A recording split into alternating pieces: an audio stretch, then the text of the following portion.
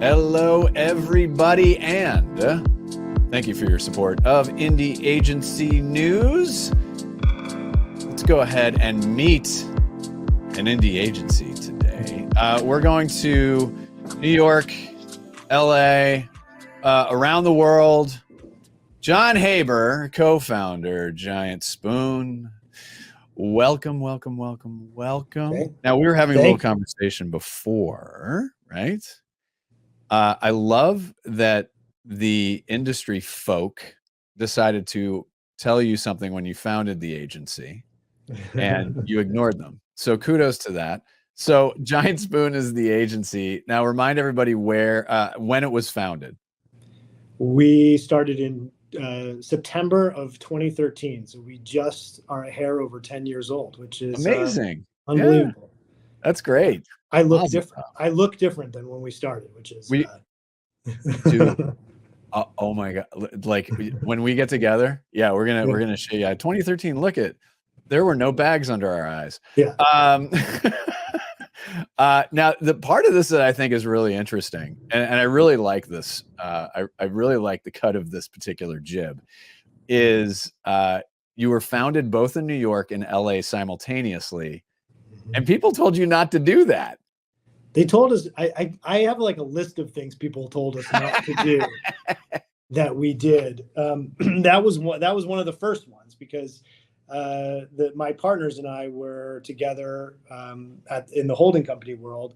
Sure. And they live in New York, and a couple of us lived in LA, and none of us wanted to move. And everyone said, you can't start an agency on two coasts simultaneously. Like, that's just not how it works. And we said, well, we're not moving, so it's what's going to happen. And it ended up being a superpower, because we got different clients in those early days. Right. We built out different services and skills, and then we shared those and we cross-pollinated them.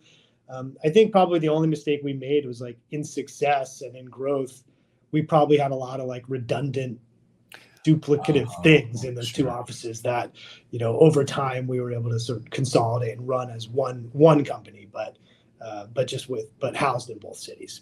Yeah, and that's interesting, because too, the thing about it too, I've been on the West Coast for 32 years, and most of my family is East Coast, and obviously, both of us have that thing, that East Coast West Coast thing. And what I find interesting is not only potentially the client set, but also the pool of talent is a little bit different. What did you experience in terms of, and again, they're all complementary, some of it redundant, but these are, talent in LA is a little bit different than talent in New York. So talk about how the talent pool was built in those early days.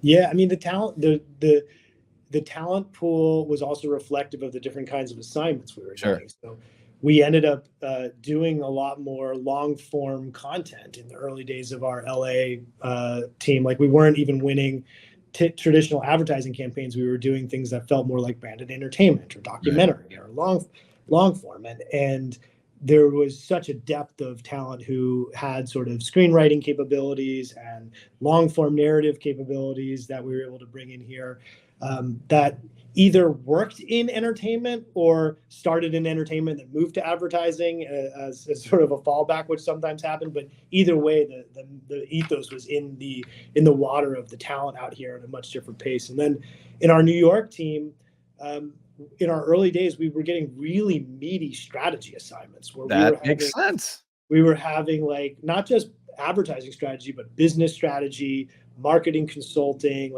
and getting in there with these clients at the CMO level and having meaningful conversations about culture and media and the brand and what it stands for, which then led to more creative work and more media planning and buying work. And it was sort of ended up being the tip of the spear for having larger strategic relationships with clients as we were building out better content and experiential capabilities on the West Coast.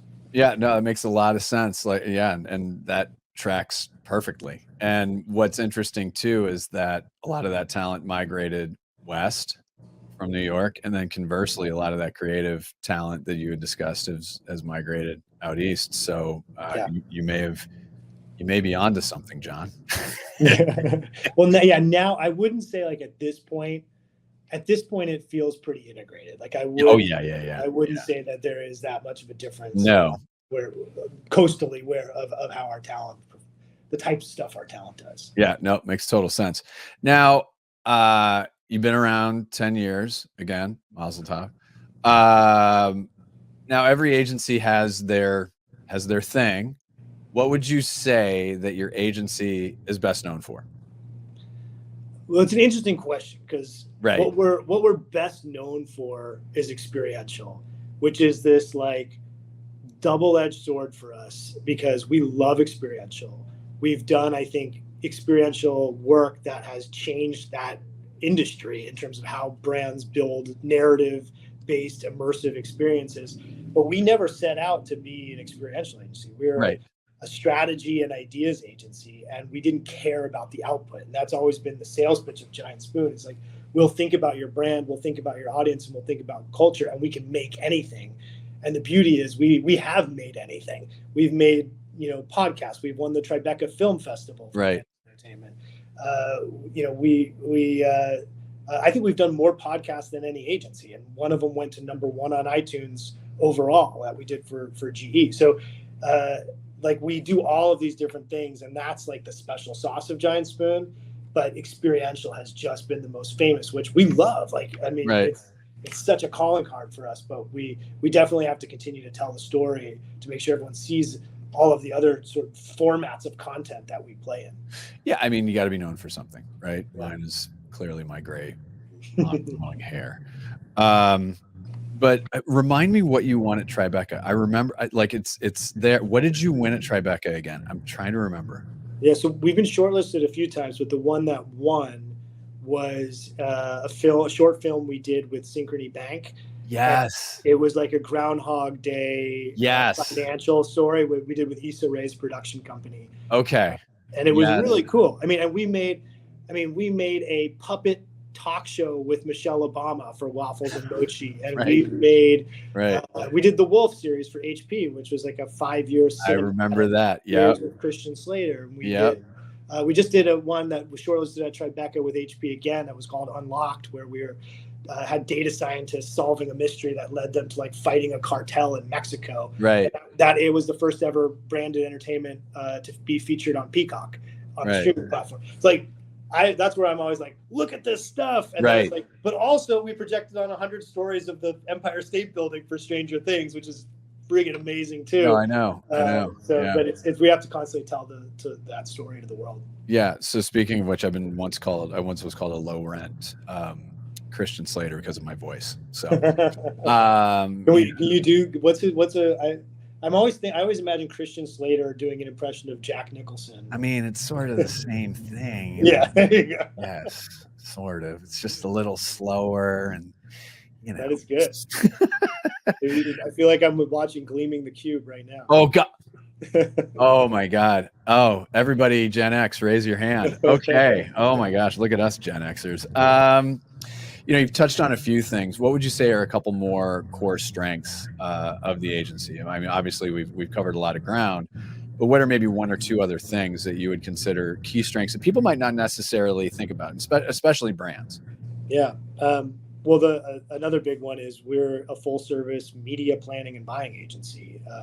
We're the media agency of record for MassMutual, for GE, for the New York Mets, for a bunch of others. So we plan and buy media of all types, TV, above the line, big brand level media, and performance media as well. We actually just hired a new chief media officer, Julie Berger, who came from running investment at Essence. So we're a legit player in media, which is another story we like to make sure that is getting told and not overshadowed by some of the experiential stuff as well.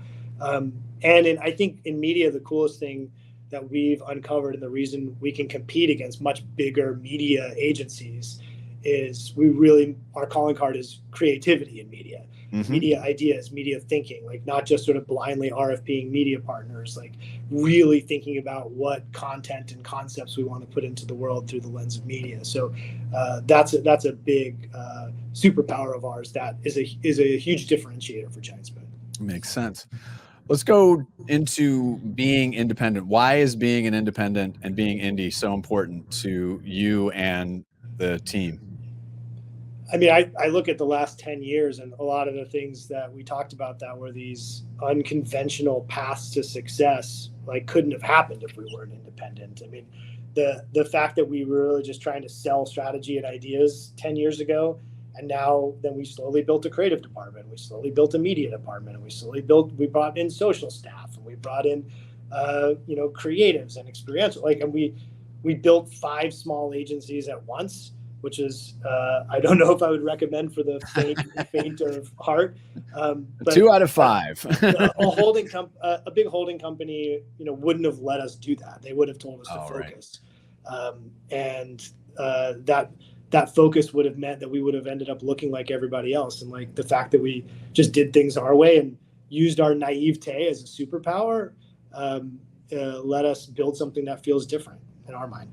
I love that you used that word, and I don't think I've heard anybody express it quite that way. This idea of naivete, because naivete in and of itself implies that you're open to possibilities. Being like super naive means that you may just have no idea. You know what I mean? I think there's something between the two. Yeah. Not only does it sound super French, a lot more French, but I think that it's more of a hint of like adventure as opposed to. So that's an interesting way of putting it. How do you ensure that you keep that sense? Because Dan Wieden used to say, "Walk in stupid." And so I think that there's some kernels in that. How do you maintain that ethos? Because that's a really interesting way into it. Yeah, I think part of it is in like the flywheel of who you hire, and like people who naturally are that way. They're curious, but they haven't necessarily been locked into a way of doing things by their 10,000 hours. And it's easier to find that with junior people, but there's still junior people that want to come to a place like Giant Spoon in a self-selecting way, because it is a little bit weird and it is a little bit hard to put your finger on what we do. And that creates a little bit of self-selection in people who want to do different things and don't just want to build a portfolio that looks like everybody else's portfolio. And then, curating it with the leadership that we bring in too. I think the side effect of it is you can sometimes hire so many wild cards that you become a wild card in pitch environments, which means that you have to have clients who are willing to really take a bet on a wild card. So there is a dial to it and a risk reward to it. But I think when you see the weirdness of our work that's become famous, you can kind of see the output of that mindset. Yeah, makes a lot of sense. Again, we covered a lot of ground, and it was great to tick off a lot of the things that the agency has done over the years. You get to give me one reason on this one, so you get one. I don't need to walk around La Brea. I need. What's the main reason Fran should work with Giant Spoon? And I'm forcing you to give the and I know it's not an easy answer, and maybe I'm helping you stall for time here a little bit.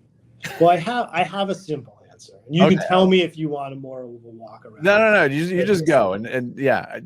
Which is it's a nice wrap up of our conversation. We are Giant Spoon, and you hire us if you want to stir shit up. Okay. And that is, we're going to do things a little bit differently, and we're not going to follow a playbook or a template or check boxes on a media plan. I like that one. Let's go back to talent. Why should talent be Giant Spoon on the list? I touched it a little bit, but like I have to be careful because I might have heard this from Wieden, but like one of the promises that I think Wieden makes is that you can do the best work of your career here, and I believe that's true at Giant Spoon. But I want to broaden the definition of what work you can do here, because you really, because of the diversity of outputs we're capable of, creatives who have only worked on campaigns can touch experiences, and people who have strategists might be able to come up with creative ideas. And there's sort of a very open opportunity here. And I like to, a lot of our best people who have left, they don't leave us to go to other agencies. They leave us to be CMOs or to go, to run entertainment businesses or lead or be general managers and lead businesses, because they get such a broad exposure to many different parts of marketing here, not just one silo.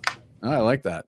Speaking of CMOs, professional broadcast segue, and this is a little thought exercise. Which CMO or marketer, whether they are a client or not, would you like to say hello to? I think the Giant Spoon story, and with our client of 10 years, our first client, who's still our client, is GE. And Linda Boff has been I knew it was coming. an inspiration and a mentor to our agency. I mean, she's closer with my partners in New York, but she's just been a huge ally and advocate for us, and that changed the trajectory of the agency. I kind of knew that one was coming. I'll give you a bonus one. Is there another one? Come on, get another one. Well, another one is I'll give you another current client, Vic Batra, who's the global CMO of HP. He bet on us early on in like year 1 or 2. Someone introduced me to Vic. I drove down to San Diego and had lunch with him. We just talked about what we were trying to build. And he said, okay, I have an assignment for you. It starts Monday. And that was on a Friday. And we're like, all right, well, we'll figure it out. And he gave us an assignment. It led now to 9 years of work with HP, the things like the Wolf and the unlocked, data science thing I talked about, and many, many other things. It turns out that when I had that lunch with Vic 10 years ago, he was doing a thought experiment where he was doing a month of saying yes to any idea that was brought to him that month, just to see where it would take him. And if he wasn't in his 1 month thought experiment, it's another thing that might not have, we might not be where we are and have been able to build an agency, because HP has let us do so much amazing work that has begot a lot of other work for us. Vic. Yeah. I'm getting a yes to Vic sticker. I mean, that's a great idea. Yeah. Oh my gosh. Oh, that's cool. That's very cool. You know what? We have another series called the 10-Year Client. We should get Vic on here to talk about that. Yeah, I would love. That would be a lot of fun, because that would shake it up. I'd like to know what else he said yes to. I know of at least one other influencer agency that might have got in at that time. No, it's great, but you're giving us like the very small kernel morsel of the story, but now you piqued my curiosity. We want to learn more. Well, John, as always, we appreciate you taking the time. Congratulations, 10 years, amazing stuff. And the fact that you've had such longstanding clients is a testament to a lot of things, but we always like seeing the work that comes out of your agency. And thanks so much for joining us, and we wish you continued success. Thanks for having me. This was fun. Appreciate it.